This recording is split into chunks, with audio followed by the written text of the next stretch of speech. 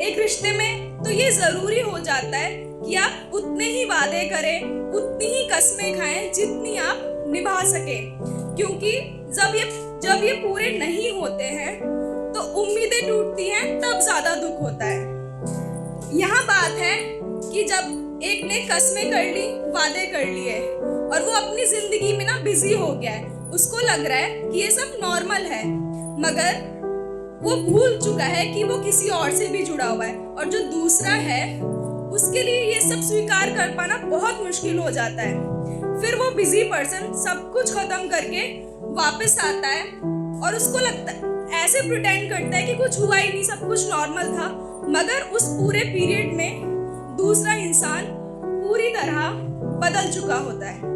तो मैंने वही लिखा था, एक दिन तुम आओगे, कि एक दिन तुम आओगे और कहोगे मुझसे, लो ले आया मैं अपनी सारी फुर्सत तुम्हारे लिए, और मैं कहूंगी ले आओ बेशक और टांग दो मेरे कमरे में लगी उस खूंटी पर, जिस पर अक्सर मैं वो चीजें टांग देती हूँ जिनकी मुझे खास जरूरत नहीं रहती।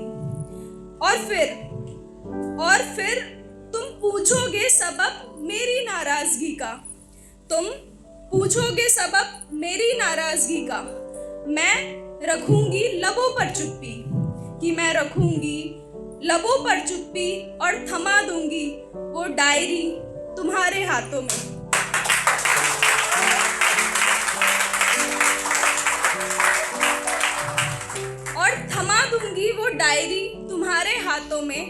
जिसमें लिखे हैं मैंने वो सारे वादे जो तुमने मुझसे किए थे हर एक रात। तुम देखोगे चेहरा मेरा, खोजने को मेरी आंखों में मायूसी, मगर अनजान तुम नहीं जान पाओगे कि तुम्हारी ना मौजूदगी में मेरी इन आंखों ने इतनी मूसलाधार बारिश की है कि मायूसी की वो सारी धुन साफ हो गई है। तुम्हारी एक कॉल पर चहक सी जाती थी मैं। तुम हैरान रहोगे मेरी इस स्थिति पर। मुझे तुमसे मिलना बिल्कुल आम लगा। ना कोई एहसास, ना कोई खुशी, बिल्कुल आम सा। परवाह दिखाने को अब तुम पूछोगे मुझसे कि कहां तक पहुंचा तुम्हारे सपनों का सफर। तो जनाब वो सपने पूरे हो चुके हैं, हाँ तुम्हारे बिना। जिन सपनों को शायद तुमने ही मुझे दिखाया था, और हाँ साथ कहा भी था कि देखो तुम अपने सफर पर चलो, कोई नहीं भी होगा ना तुम्हारे साथ तो मैं हमेशा तुम्हारे साथ हूँ।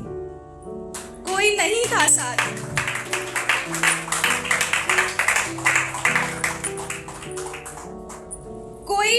था साथ मेरे, कोई नहीं, और तुम भी नहीं। तुम्हें गले लगाना नहीं, मुझे सुकून देता था तुम्हारे गले लगना।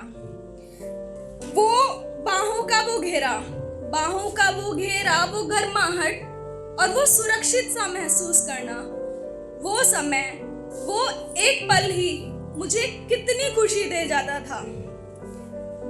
मुझे सुकून अब थोड़ा खुश रहने में मिलता है। मुझे वो खुशी नहीं चाहिए।